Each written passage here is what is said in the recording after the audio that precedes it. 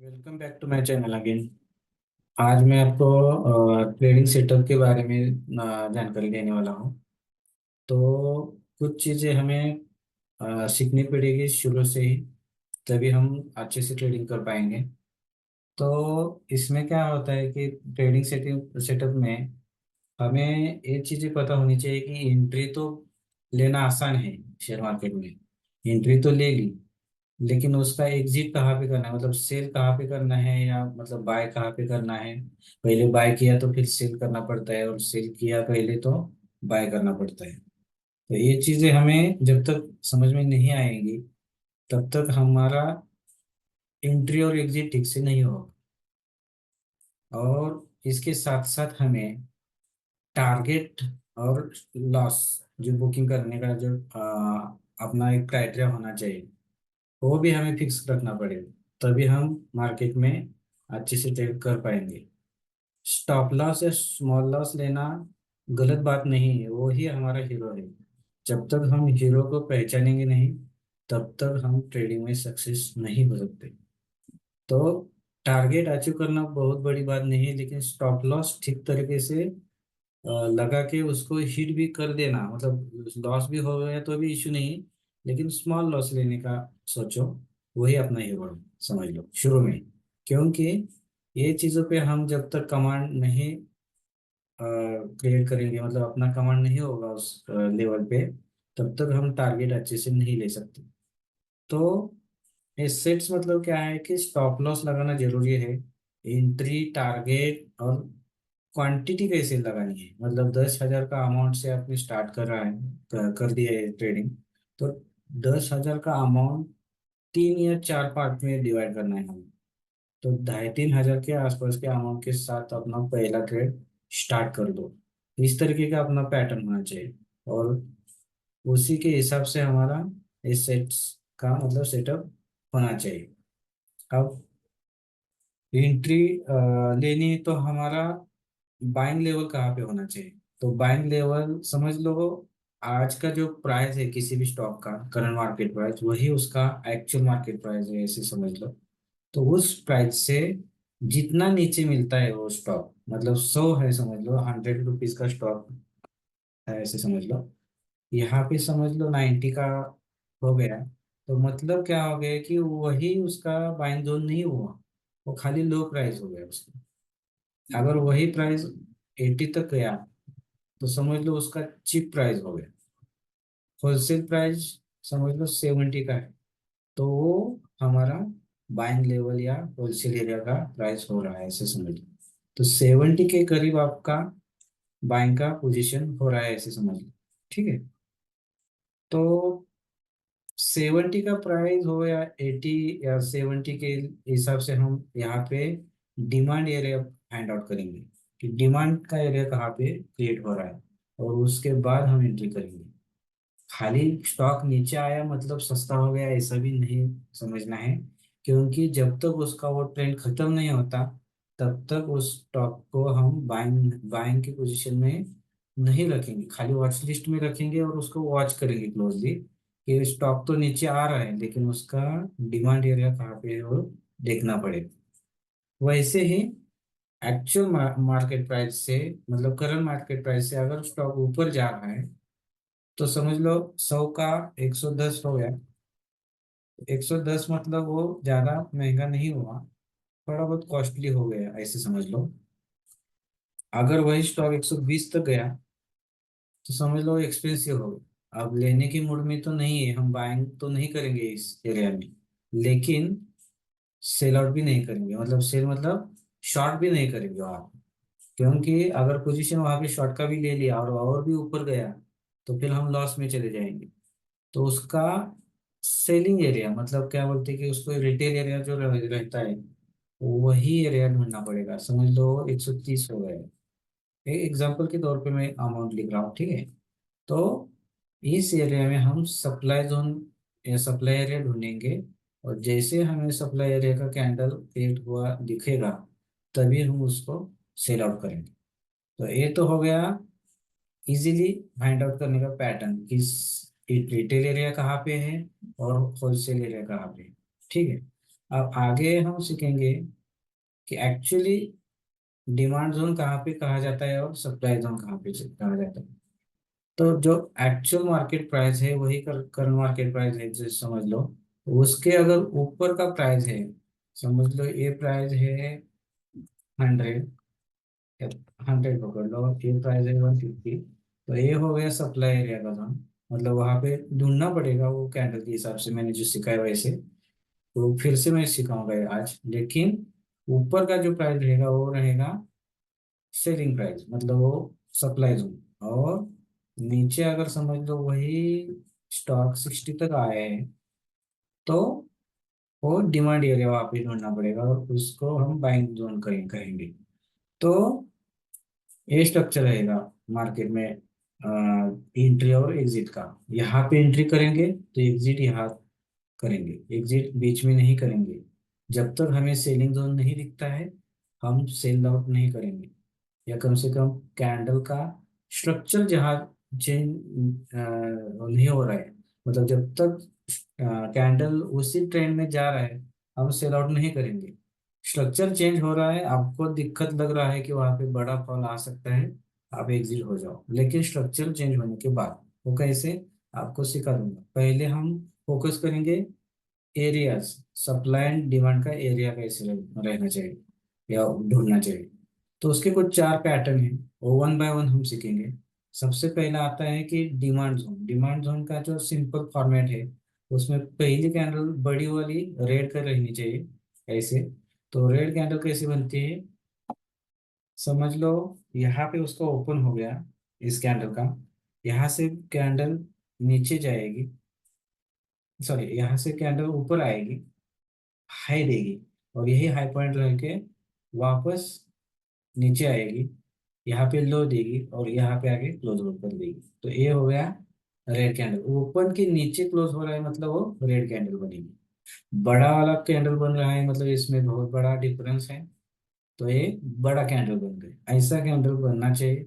उसके बाद एक छोटा कैंडल बनना चाहिए, और एक छोटा कैंडल क्रिएट होने के बाद उसको हम स्मॉल कैंडल भी कह सकते हैं आफ्टर रेड कैंडल, या फिर उसको कह सकते हैं कि यूओसी, अनफिल्ड ऑर्डर कैंडल।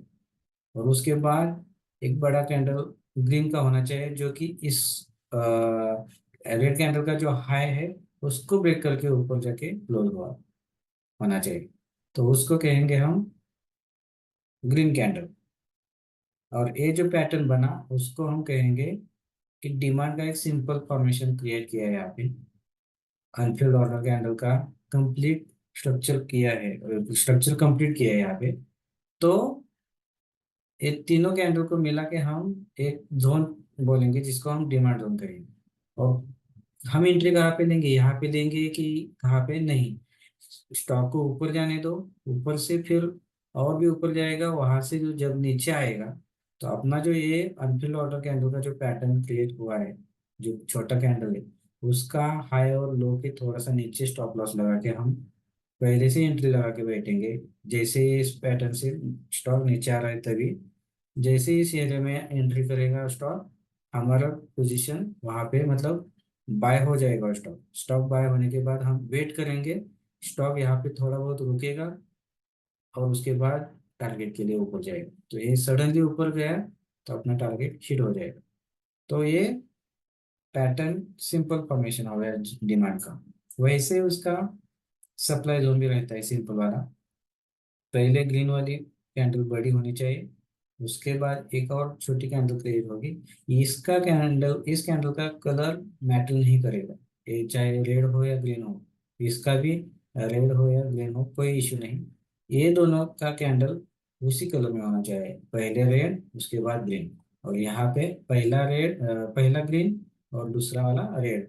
रेड कैसा होना चाहिए, ग्रीन वाली कैंडल का जो लो पॉइंट है उसको ब्रेक करके नीचे क्लोज होना चाहिए, या कम से कम थोड़ा बहुत तो।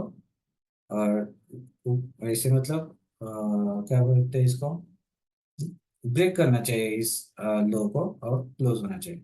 ठीक है। तो कैंडल और भी नीचे दूसरे कैंडल्स बन के स्टॉक नीचे गया तो भी चलेगा, लेकिन वापस जैसे इस एरिया में आएगा तो स्टॉक सडनली यहाँ से फॉल होगा, तो हाँ, अपना शॉर्ट का पोजीशन यहाँ पे बना रहना चाहिए। हम जब यहाँ पे शॉर्ट करके बैठेंगे तो स्टॉप लॉस भी लगा के रखेंगे। अगर स्टॉक यहाँ से भी ऊपर चला गया वापस इस स्ट्रक्चर को ब्रेक करके, तो फिर अपना स्टॉप लॉस हिट हो जाएगा, लेकिन अपना लॉस बहुत कम होना चाहिए, 0.5% का या 1%, मैक्स मैक्स टू मैक्स, उसकी ज़्यादा नहीं। तो यहाँ से फिर स्टॉक अगर फॉल हो गया तो अपना टारगेट मिल जाएगा अपने पास। तो ये प्रॉफिट वाला जो टारगेट का लेवल रहेगा वह हम डिसाइड करेंगे, उसके हिसाब से लेंगे। ठीक है। दूसरा एक पैटर्न रहता है जिसको थर्ड पैटर्न मैं कहूँगा कि डिमांड कंटिन्यूशन एरिया। तो डिमांड का कंटिन्यूशन कैसे रहता है? पहले कैंडल भी ग्रीन रहेगी, तीसरी कैंडल भी ग्रीन रहेगी, बड़ी बड़ी दो कैंडल के बीच में एक कैंडल बनेगी जिसका कलर मैटर नहीं करेगा, चाहे वो ग्रीन हो या रेड हो, लेकिन एक छोटी कैंडल बननी चाहिए, उसको कहते हैं डिमांड कंटिन्यूशन एरिया। तो ये डिमांड कंटिन्यूशन का जोन है जहाँ पे हम उसी प्रकार से इसी कैंडल को फोकस करके अपना एंट्री और स्टॉप लॉस रखेंगे। स्टॉक ऊपर जाके जब वापस रिटर्न आएगा तो इस एरिया से वापस टारगेट के लिए ऊपर चला जाएगा। तो ये थर्ड पैटर्न हो गया। Fourth, same vice versa, supply continuation area. तो सप्लाई कंटिन्यूएशन का जो जोन रहेगा उसमें पहले कैंडल रेड, थर्ड कैंडल भी रेड, जो इन इन दोनों के बीच में जो कैंडल रहेगी वो छोटी रहनी चाहिए। छोटी कैंडल का जो अनफिल्ड ऑर्डर कैंडल उसे कहेंगे, उसका एंट्री और स्टॉप लॉस हम तय करेंगे उसके हिसाब से, इस कैंडल के हिसाब से, और वेट करेंगे। जैसे स्टॉक और नीचे चला जाके वापस आएगा यहाँ पे, अपने एंट्री एग्जीक्यूट होगा, और उसके बाद जब वो स्टॉक वापस दोबारा गिरेगा तो अपना टारगेट आ जाएगा। तो इस तरीके से अपने चार पैटर्न देख लिए। ये एक्चुअल में मार्केट में कैसे वर्क करते हैं वो भी हमें देखना पड़ेगा, क्योंकि ये खाली हम पैटर्न देख रहे हैं और उसके हिसाब से खाली सोच रहे हैं कि ऐसे होता होगा, लेकिन एक्चुअल में कैसे वर्क करता है वो अलग अलग टाइम फ्रेम में भी चेक करना पड़ता है, वो कैसे हो हम बताएंगे। तो यहाँ पे समझ लो टाइटन का स्टॉक है, कोई भी स्टॉक लो, लेकिन आज मैं टाइटन का यहाँ पे एक लेके रखा है जो अपना लिक्विड 15 का स्टॉक है, उसमें से एक है इसलिए। तो टाइटन में मैंने मंथली का टाइम फ्रेम रखा है। ठीक है। तो सबसे बड़ी टाइम फ्रेम जो चेक करनी है हमें, उसी के हिसाब से हम चले जाएंगे। तो पहले कैंडल कैसे वर्क करता है वो देखेंगे, और उसके साथ साथ अपना डिमांड का और सप्लाई का भी जोन चेक करते जाएंगे। तो ये वाला जो कैंडल बना था, जहां से मार्केट ने एक अलग पैटर्न शुरू कर दिया है, मतलब हमें जो पता है अच्छे से, सबने सुना है कि कोविड का सिचुएशन बहुत हार्ड हो चुका था, तो वहां से हम स्टार्ट करेंगे। उसके पहले भी कर सकते हैं और कहीं से भी कर सकते हैं, लेकिन थोड़ा सा एक बड़ा जब फॉल आया था उसके बाद किस तरीके से मार्केट चला आया, कैसे कैंडल का पैटर्न बना वो समझ मतलब अंडरस्टैंड करेंगे उसको कि कैसे वर्क किया वो मार्केट में। तो ये वाला जो फॉल का कैंडल था एक मंथ का, मार्च 2020 का, कोविड के कारण, उसके पहले वाला जो कैंडल था उसका हाई पॉइंट और लो पॉइंट हम ध्यान में रखेंगे। तो समझ लो इसका हाई पॉइंट हम मार्क ही कर लेते हैं, समझ लो ये वाला जो लाइन है उसको मार्क कर दिया। तो इसको कलर थोड़ा थोड़ा सा चेंज करेंगे हम। तो समझ लो ये वाला हाई पॉइंट होगा और इस कैंडल का लो पॉइंट किधर है, यहाँ पे। तो समझ लो ट्रेंडिंग लाइन नहीं, इसको कुछ अलग नाम से मतलब थोड़ा सा ये करेंगे। हाँ, यहाँ पे क्या हो गया, ये वाला जो लाइन था वो अपना लो पॉइंट हो गया। तो अगले कैंडल जो बनी है, जो बड़ा फॉल आया था, उसमें क्या हो गया, इस लाइन का हाई पॉइंट ब्रेक किया गया, नहीं किया। पीछे का छोड़ दो, अभी ये इग्नोर कर लो, ये वाला दोनों कैंडल का अभी स्टडी कर लो, ऐसे रखता हूँ मैं थोड़ा सा। तो ए वाला जो हाई पॉइंट है उसको ब्रेक नहीं किया इस कैंडल ने। यहाँ से वो थोड़ा बहुत वो ऊपर गया, लेकिन वापस नीचे आके इसको ब्रेक कर दिया। तो जैसे इसको ब्रेक किया, कैंडल नीचे चला गया।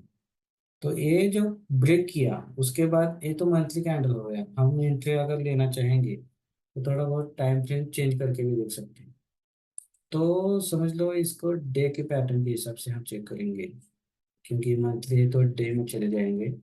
डे में 2020 का कैसे स्ट्रक्चर क्रिएट हुआ था वो देखते हैं। तो देखो, ये वाला मैंने मार्क किया था लो पॉइंट, और ये वाला हाई पॉइंट है पिछली कैंडल का। मतलब जो एक्चुअल फॉल आया था उसकी पिछली वाली कैंडल का ये हाई पॉइंट है, और ये वाला लो पॉइंट है। जैसे मार्च मंथ स्टार्ट किया, स्टॉक थोड़ा बहुत यहाँ पे ऊपर गया, उसके बाद जो नीचे आया है यहाँ पे उसने ब्रेक कर दिया, तो ये तो गैप डाउन हो गया पूरा। मतलब कोविड का जैसे न्यूज फ्लैश हो गया, और उसका मार्केट पे असर जिस दिन हुआ वहां पे तो गैप डाउन हो गया। तो ये लो ब्रेक कर लिया। अब हम यही एंट्री लेंगे क्या, ले सकते हैं, लेकिन कंफर्मेशन चाहिए। गैप डाउन हुआ है तो थोड़ा बहुत वेट भी करना पड़ेगा। तो समझ लो ये दिन आपने मार्केट में एंट्री लिया ही नहीं है, एंड ऑफ डे वगैरह लिया, ऐसा सिचुएशन कर दिया आपने। या कंफर्मेशन और एक देखने के लिए आपने दूसरे दिन का कैंडल देख लिया, डे का। अभी छोटे टाइम फ्रेम में आ गए, मंथली का ब्रेक हो गया था कैंडल डाउन में। उसमें फिर हम चेक करें छोटे टाइम फ्रेम में, वो भी डेली की। देखो, तो उसके नेक्स्ट डे का कैंडल क्या हो गया, ग्रीन तो हुआ है, लेकिन कलर मैटर नहीं करता, स्ट्रक्चर मैटर नहीं करता, कैंडल कैसी बनी है थोड़ा बहुत उन चीजों को इग्नोर कर दीजिए। अभी क्या देखना है कि इसका लो पॉइंट कितना है। ये वाला है 1064 का या 65 का पकड़ लो। वो लो जैसे टूटा, हम लोग यहाँ पे सेल आउट कर लिए। तो मैं इसको भी लाइन मार्क कर दूंगा। ये वाला हो गया अपना, समझ लो एंट्री लेवल। इसको मैं थोड़ा सा अलग कलर या एक मिनट,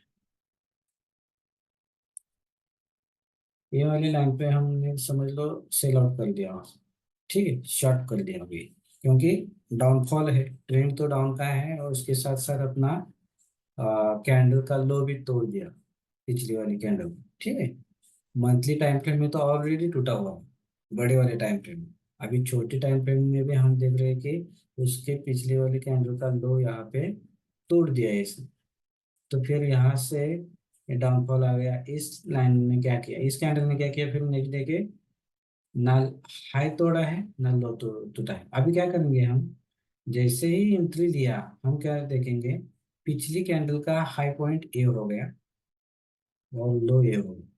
जो इस कैंडल पे हमने एंट्री ली, उसके पीछे का लाइन मार्क करेंगे।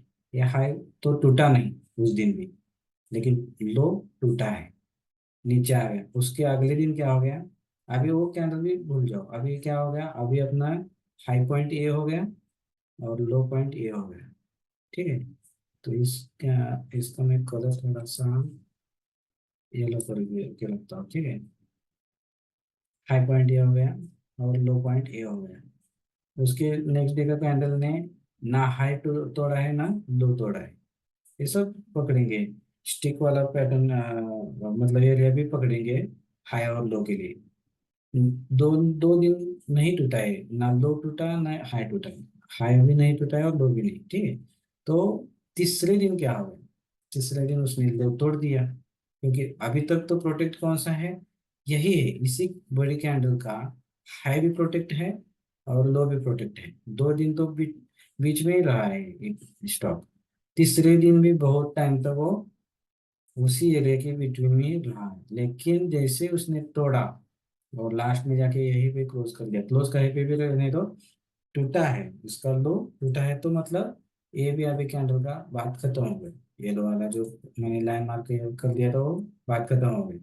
अब कैंडल कौन सा यूज करना है, इम्पोर्टेंट कैंडल ये हो गए, ये वाला रेड का, क्योंकि इसने पिछली वाली कैंडल का लो ब्रेक कर दिया। अब इसका हाई पॉइंट ए हो गया और लो पॉइंट ए वाला हो गया। उसके अगले के दिन के कैंडल ने क्या किया, फिर तोड़ दिया लो वाला। तो ये भी खत्म हो गया। अब क्या हो गया, इसका हाई इधर है और समझ लो लो इधर है। मैं मार्क ही कर देता हूँ। तो नेक्स्ट डे का कैंडल ने क्या किया, इसका हाई तोड़ दिया, अब स्ट्रक्चर चेंज हो गया। अभी तक या तो लो ब्रेक कर रहा था या उसके बिटवीन ही रहता था स्टॉक। अभी वैसा नहीं हुआ, उसने लो तो तोड़ा ही नहीं लेकिन हाई ब्रेक कर दिया। हाई ब्रेक कर दिया मतलब अपना जो एंट्री लिया था सेलिंग का, शॉर्ट करके जो वेटेड है वो एग्जिट मार लेंगे। कितने दिन के बाद, इसको भी पकड़ो, 1 2 3 4 5 और 6, सिक्स्थ डे का अपना जो ट्रेड है शॉर्ट वाला वो एग्जिट मार दे, कहीं पे भी मार दो, कोई इशू नहीं। जैसे ब्रेक कर दिया हमने तोड़ दिया, क्योंकि जो प्रोटेक्ट कर रहे थे हम हाई और लो, उसको ब्रेक कर दिया मतलब अपना ट्रेड खत्म हो गया। उसके बाद कहीं पे भी जाए हमें कुछ लेना देना नहीं, यहाँ पे स्ट्रक्चर चेंज हो गया मतलब अपना पैटर्न ब्रेक हो गया, तो हम एग्जिट मार लेंगे। मतलब ये श्योरली मैं बोल रहा हूँ कि हमें डर लग रहा है तो हम निकल जाएंगे, प्रॉफिट में तो ऐसे भी है। देख लो, यहाँ पे हमारा शॉर्ट हुआ था 1065 के समथिंग आसपास, और हमारा एग्जिट कहाँ पे हो गया, जैसे ही हम समझ लो यहाँ पे भी निकाल दिया, तो 925 में हम निकल गए। तो 1065 माइनस 925 कर दिया तो 140 पॉइंट का रैली मिल गया। तो 140 पॉइंट का रैली अगर यहाँ पे हमें टाइटन में मिल रहा है शॉर्ट करके 6 दिन में, तो कोई बुरी बात नहीं है। बहुत अच्छे फल मिला, बहुत अच्छे से हमने वहाँ पे अच्छे पॉइंट कमाए अपने हिसाब से। तो लगभग 10% का रैली हमें मिल चुका है, 10 के ऊपर ही मिला। 140 का अगर पकड़ लो, डिवाइड बाय 1065, तो 13% का हमें वहाँ पे अच्छा खासा प्रॉफिट मिला है। अब क्या करेंगे, अब यहाँ पे क्या हम खरीदेंगे, नहीं, क्योंकि अब हमें कंफर्मेशन चाहिए। और सबसे बड़ी बात दूसरी चीज है, सीखने की चीज क्या है, कि मंथली टाइम फ्रेम में हमने इसको क्या बोला था कि इसने स्ट्रक्चर तो ब्रेक कर दिया, राइट। ये वाला जो स्ट्रक्चर था वो ब्रेक कर दिया यहाँ पे। तो यहाँ पे कहीं सप्लाई एरिया तो नहीं बना था, तो सप्लाई एरिया यहाँ पे थोड़ा बहुत बनने की कोशिश की थी लेकिन वो ठीक से नहीं दिख रहा है। तो हम थोड़ा सा छोटे टाइम फ्रेम में चेक करेंगे उसको। वीकली में देखो, वीकली में क्या हो रहा है। ठीक, ये तो ज़्यादा भी नहीं बन गया। वीकली में अगर देखा तो यहाँ पे सप्लाई क्रिएट हो चुका है, यहाँ पे भी है सप्लाई एरिया। तो ये क्या है देखो, अगर पीछे भी देखा तो ये बड़ा वाला ग्रीन कैंडल है, यहाँ पे सप्लाई का यूओसी का कैंडल बना है, एक बने या दो डजेंट मैटर। ग्रीन बड़ा, उसके बाद दो छोटे कैंडल और उसके बाद रेड का बड़ा कैंडल, वो स्ट्रक्चर ब्रेक कर दिया मतलब ये वाला सेलिंग एरिया का पैटर्न बना हुआ था। जैसे ही उस एरिया में वापस स्टॉक चला गया वापस नीचे आया, तो इस कैंडल ने फॉल बढ़ा दे दिया, तो अपना टारगेट मिल गया। ठीक है, अगर हम यहाँ पे नहीं समझ पाए होते, तब भी हम क्या कर रहे हैं कि जैसे इस कैंडल का मंथली या वीकली या डेली टाइम फ्रेम में कहीं पे भी अपना कैंडल का स्ट्रक्चर ब्रेक कर रहा है स्टॉक, मतलब हम वहाँ पे शॉर्ट करके पोजीशन बना लेंगे। ठीक है, तो ये तो हो गया एक टारगेट। अब क्या करेंगे, अभी तो बोलते हैं ना कि ये सेलिंग वाला बड़ा फॉल जो आया था उसमें एक शॉर्ट करके हमने कुछ पॉइंट्स गेन कर दिए। अब यहाँ पे बाय करना है कि दोबारा सेल करना है, उसका अगर हमें पैटर्न सीखना है, तो उसको हम क्या करेंगे, वापस मंथली टाइम फ्रेम में थोड़ा सा चेक करेंगे कि एक्चुअल वो प्राइस, समझ लो, एक मिनट, समझ लो ये यहीं पे आया। मैं थोड़ा सा सभी पॉइंट्स को निकाल देता हूँ, ठीक है। अभी तो ये बात खत्म हो गई, नहीं तो ये वाला रख देता हूँ, ये वाला हाई पॉइंट है बोल के, ये जो दो तीन है जो एंट्री लिया एग्जिट मान लिया वो निकाल देता हूँ। ठीक है, तो ये वाला मैं नीचे ले रहा हूँ। अभी यहाँ तक स्टॉक आया और यहीं पे रुका क्यों? सबसे बड़ा क्वेश्चन। अब हमें, अभी हम खुद को ही पूछेंगे कि ये प्राइस इतना बड़ा फॉल आने के बाद यहीं पे रुका क्यों? क्या यहाँ पे डिमांड जोन था? तो डिमांड जोन वहीं पे नहीं बनता, उसके कुछ पहले पैटर्न वो क्रिएट हुआ होगा, इसके कारण वो वहीं पे रुका, उसके बाद वो ऊपर चला गया। तो वो कहाँ पे है वो ढूंढेंगे। अब यहाँ पे थोड़ा वो तो दिख रहा है, लेकिन वही है क्या, वो थोड़ा सा छोटे टाइम फ्रेम में हम चेक करेंगे। तो समझ लो हम फिर से वन डे की कैंडल पे चले जाएंगे, क्योंकि मंथली में हम जोन ढूंढ रहे हैं, मार्क कर रहे हैं। तो थोड़ा सा वन डे या 2 आवर्स की कैंडल पे हम चेक करेंगे कि एक्चुअल डिमांड एरिया है क्या वहाँ पे। तो ये वाला था अपना। एक मिनट थोड़ा और नीचे लेते हैं, डे की टाइम फ्रेम में और थोड़ा सा ठीक से दिखेगा। तो यहाँ पे कहीं ना कहीं उसका डिमांड क्रिएट हुआ हो। वो चारों में से कोई ना कोई, दो दो सॉरी डिमांड एरिया ढूंढ रहे हैं तो दो है, या तो सिंपल डिमांड या फिर डिमांड कंटिन्यूशन। तो यहाँ पे क्या हो गया है, एक बड़ा एक कैंडल बना है ग्रीन का, और एक दूसरा है, गैप भी है, और एक बीच में एक, मतलब एक छोटा कैंडल भी बना है। तो ये वाला क्या हो गया अपना स्टॉप लॉस। अगर यहाँ पे रखेंगे और इस लाइन को अगर हम लोग बाइंग जोन बोलेंगे, तो अपने को क्या हो गया, यहाँ पे क्या मिल गया कि डिमांड तो मिल गया। अगर आपको गैप लग रहा है तो ये समझ में नहीं आ रहा है, ऐसे भी हो सकता है। तो फिर हम क्या करेंगे इसमें, और थोड़ी सी दूसरे टाइम फ्रेम चेक करेंगे, वीक वाला, मंथली का, या अभी वीकली करेंगे। सॉरी, ये कुछ अलग ही नहीं होगा।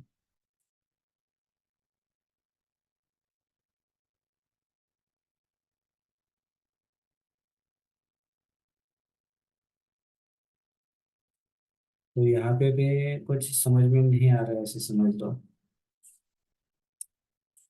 लेकिन हमें ढूंढना है कि एक्चुअली क्या हो गया है। वापस मंथली पे चले गए,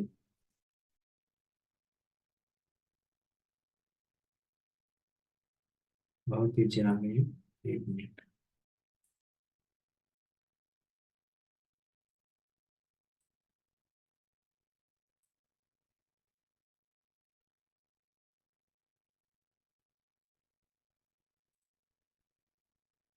तो ये वाला हो गया था अपना,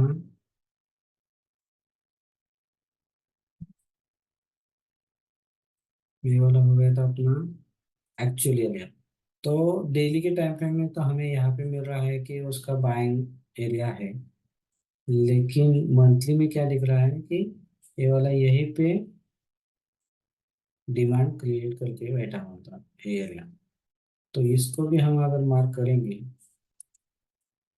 तो समझ लो, इसको मैं थोड़ा सा अलग लाइन मार्क कर लेता हूँ।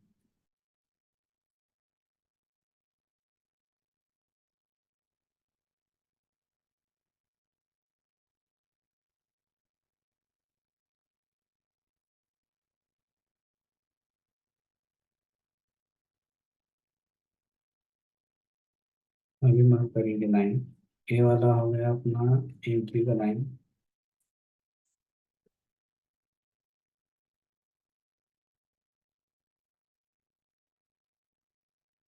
ठीक है, और यही पकड़ लो उसका स्टॉप लॉस का है, और उसके नीचे थोड़ा सा रखिए ये वाला स्टॉप लॉस। ठीक है, तो जैसे एंटर यहाँ पे एंटर किया स्टॉक में, वहाँ पे अपना एंट्री हो गया। स्टॉप लॉस तो नहीं लगा क्योंकि लाइन नीचे है, और वो ऊपर चला गया। तो एक प्राइस यहाँ पे आके क्यों रुक रहा है उसका भी एक स्टडी करना जरूरी है। ठीक है, अभी समझ लो कि आपको यहाँ पे भी समझ में नहीं आ रहा है कि बहुत बड़ा फॉल था, कोविड का सिचुएशन है। मार्केट में डर पैदा हुआ है कि यहाँ से और भी नीचे जा सकता है।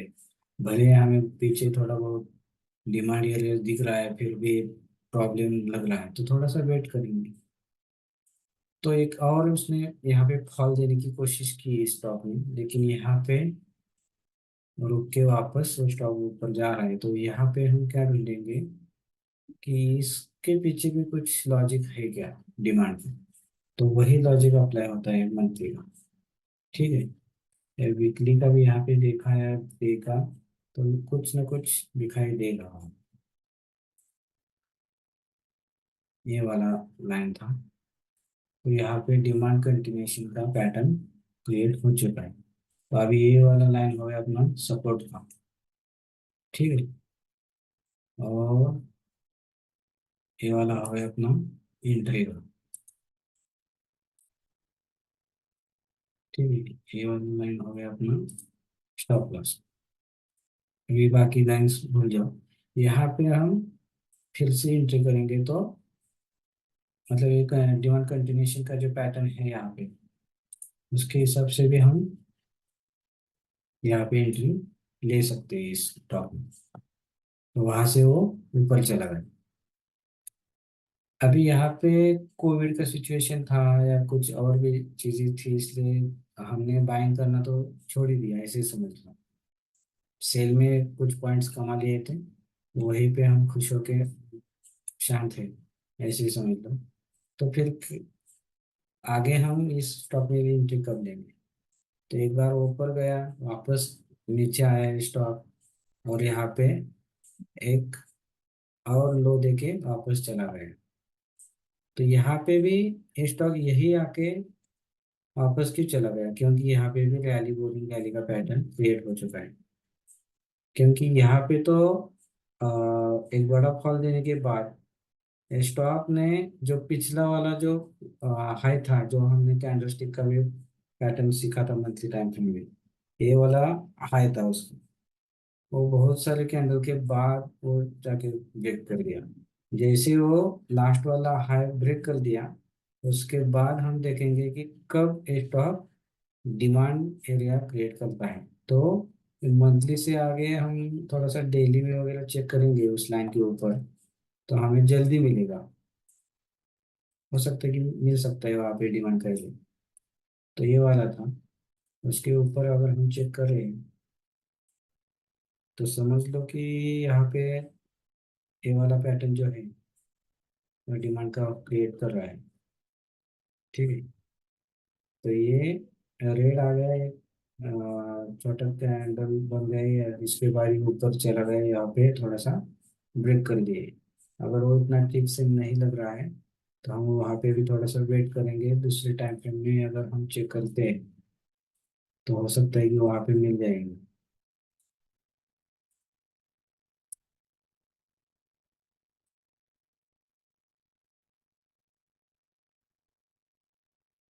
तो ये वाली लाइन थी जो लो आके मतलब लो देकर वापस स्टॉक ऊपर चला गया है। तो यहाँ पे मैं लाइन ही मार्क कर लेता हूँ, उसके बाद मुझे समझ में आएगा कि कहाँ पे हम रोक रहे हैं।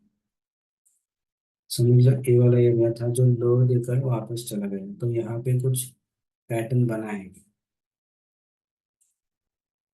तो यहाँ पे हम अगर मंथली टाइम फ्रेम में भी चेक करेंगे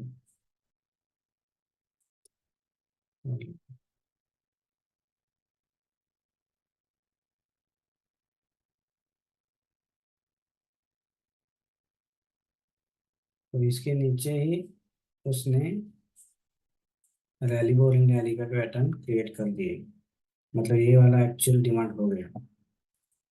तो हम थोड़ा सा डे के टाइम फ्रेम में चेक करते हैं इसको।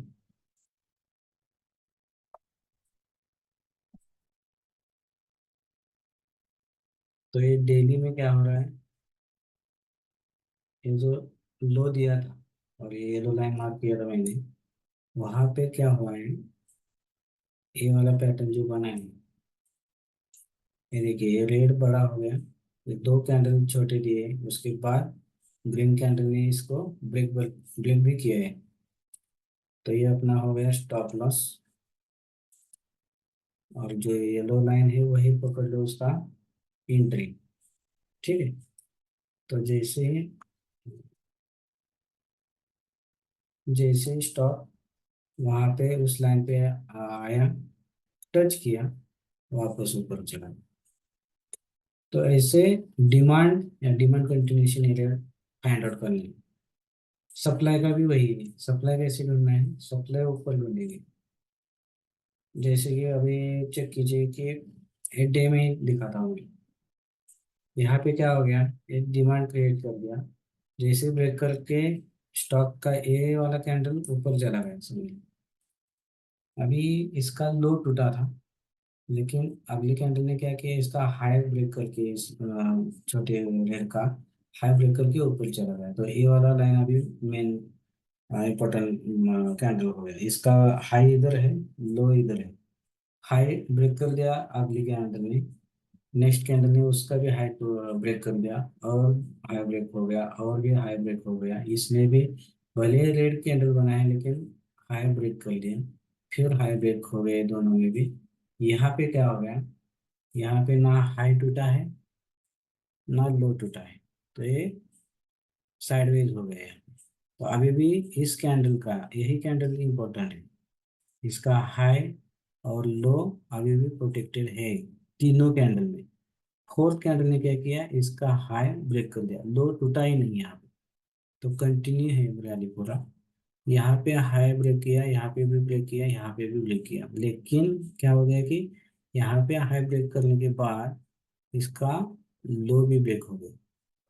तो लो ब्रेक हुआ मतलब अभी स्टॉक थोड़ा बहुत नीचे आए, नीचे आया। यहाँ इसने भी लो ब्रेक किया, इसने भी लो ब्रेक किया, लेकिन फिर से क्या हो गया कि जो ट्रेंड चल रहा था उसी के हिसाब से ये फॉल्स डे मतलब ये फेक सप्लाई है। स्ट्रांग वाला सप्लाई नहीं था। वापस वो स्टॉक ऊपर जाने लगा, थोड़ा थोड़ा ब्रेक करके यहाँ तक आ गया। इसके बाद ये वाले कैंडल ने क्या किया, उसका लो ब्रेक किया। यहाँ पे भी फेक ब्रेकआउट था, या क्या बोलते हैं उसको, स्ट्रक्चर तो ब्रेक किया लेकिन ट्रेंड उतना ब्रेक नहीं हुआ। वापस वो स्टॉक लो ब्रेक ना करके उसका हाई ब्रेक करके ऊपर चला गया। तो फिर से रैली शुरू हो गई। यहाँ पे क्या किया, उसने लो ब्रेक किया, लेकिन वापस बाइंग ज्यादा होने के कारण उसका फिर से हाई ब्रेक करके वो स्टॉक वापस ऊपर चला गया।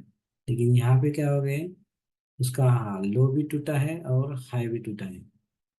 इसमें क्या हो गया, लगभग वही लेवल से वो स्टॉक नीचे आया लेकिन लो नहीं टूटा। जिसके कारण क्या हो गया कि जैसे मतलब समझ लो, ना हाई टूटा है ना लो टूटा है, लेकिन उसका अपोजिट कैंडल बन रहा है, ग्रीन है और रेड हो रहा है। तो समझ लो कि उसके आगे वाला कैंडल गैप अप या गैप डाउन हो सकता है। तो यहाँ पे गैप अप हो गया, ऊपर चला गया, ब्रेक कर दिया। यहाँ पे कोई ब्रेक नहीं हुआ, लेकिन ना लो भी टूटा है ना हाई भी टूटा है। लेकिन उसके आगे वाले कैंडल ने क्या किया, फिर दोनों तरफ से ब्रेक कर दिए। और रिवाइस वर्सा कैंडल है तो फिर वो वैसे भी गैप अप ही हो गए, ऊपर ही गया, ऊपर गया। लेकिन यहाँ पे सेलिंग ज़्यादा हो गई। तो स्ट्रक्चर ब्रेक करके यहाँ पे ब्रेक करके बड़ा फॉल आ गया। तो एक डे की पैटर्न में यहाँ से फिर सेलिंग प्रेशर शुरू हो गई। ठीक है। तो यहाँ पे ढूंढना है हमें कि एक्चुअली यहाँ पे कुछ सप्लाई फेल हो चुका है। तो एक बड़ा ग्रीन आया, ये वाला छोटा कैंडल, उसके बाद ये रेड के दो कैंडल में इसका जो लो था वो ब्रेक कर दिया। तो यहाँ पे सप्लाई आ चुका है। रिट्रेसमेंट के लिए यहाँ पे वो स्टॉक चला गया इस कैंडल के आसपास। तो अगर हमारा एंट्री लेवल ये होता तो यहाँ पे हमारा एंट्री लग जाता, फिर से वो स्टार्ट करके हम टारगेट ले लेते नीचे। वापस अगर यहाँ पे नहीं ले पाए तो भी यहाँ पे रुकते, तो यहाँ पे हम शॉर्ट करके बैठे होते तो अपना स्टॉप लॉस तो इसके ऊपर भी होगा और ऊपर ही होगा, तो वहाँ तक तो नहीं गए स्टॉक। तो यहाँ से जब वापस बड़ा खुला है तो उसमें अपना टारगेट मिल जाएगा। तो इस तरीके से हमें सप्लाई जोन भी ढूंढना है। तो सप्लाई का एरिया का ऐसे मार्क करेंगे, स्टॉप लॉस हो गया, ये वाला एंट्री हो गया, और जैसे ही इस एरिया में स्टॉक आएगा हम एंट्री दे देंगे। यहाँ पे भी ले लिया, यहाँ पे भी अपना टारगेट मिल गया।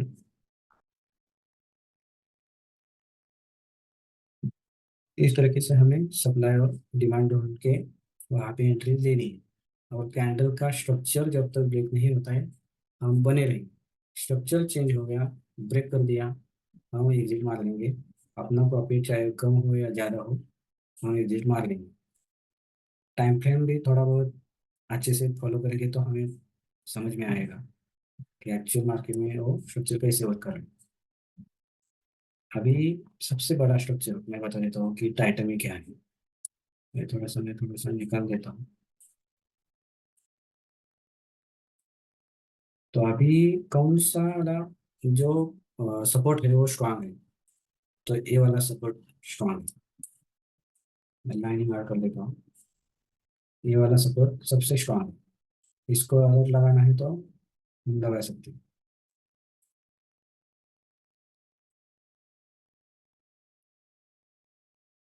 तो सेल डाउन, और इसको बोल सकते हैं कि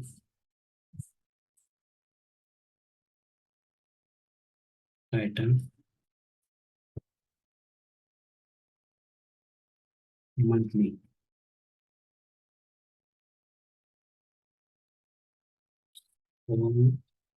रिमाइंडर, ठीक है। और अलर्ट क्रिएट कर लो।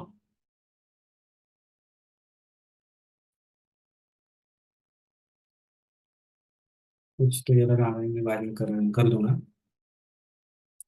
एकदम वापस नहीं, कुछ तो आ गए। ठीक है, मैं बाद में कर दूंगा इसको। यहाँ से हो सकता है कि दिक्कत, कुछ तो इश्यू आया होगा।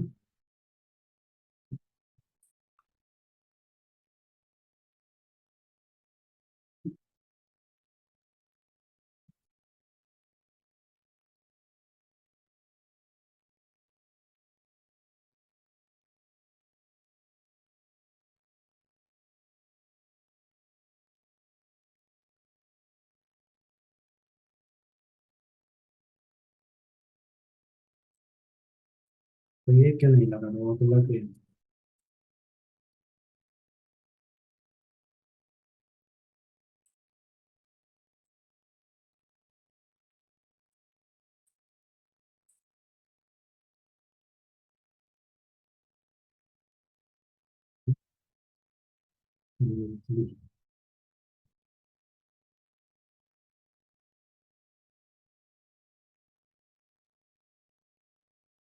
नहीं, कुछ तो इश्यू आया है उसमें, ठीक है। बाद में मैं लगा दूंगा। एक तो लग गया है कि एक्चुअली अपना अलर्ट तो है। ये वाला सबसे स्ट्रांग हो गया। क्योंकि ये स्ट्रांग क्यों बोल रहा हूँ, क्योंकि इस लेवल तक अभी तक आए ही नहीं, स्टॉक आए ही नहीं। यहाँ से वो जैसे ऊपर चला गया, यहाँ से भी नहीं नीचे आया, लेकिन ये वाले जो पैटर्न्स है वो वापस यहाँ तक जल्दी आ सकता है स्टॉक, लेकिन ये वाला बहुत स्ट्रांग है। यहाँ पे भी कैसे हुआ है कि दो बार वो जल्दी आ चुका था। तीसरी बार भी वो वहीं से थोड़ा बहुत पास आकर के चला गया। तो ये सबसे स्ट्रांग यही है, क्योंकि इसके नीचे डिमांड एरिया भी क्रिएट हो चुका है, डिमांड कंटिन्यूशन एरिया। तो ये वाला स्ट्रांग है, क्योंकि सबसे ज़्यादा बायर्स अगर बैठे होंगे तो यही बैठे होंगे। जिनको बाय नहीं करने आया उन लोगों ने क्या किया, वेट किया, स्टॉक को ऊपर जाने दिया, वापस उस एरिया में आने के बाद यहाँ पे जो पेंडिंग ऑर्डर्स थे वो ले लिए, पूरा बाइंग कर दिया यहाँ पे, और उसके बाद स्टॉक ऊपर चला गया। तो कितना भी बड़ा फल आने के बाद इस स्टॉक को, इस लाइन को क्रॉस करना बहुत हार्ड हो जाएगा, क्योंकि सब इंस्टीट्यूशन का बाइंग यहाँ पे है, समझ लो। ठीक है, तो इस तरीके से हमें स्टडी करना पड़ेगा। Thank you.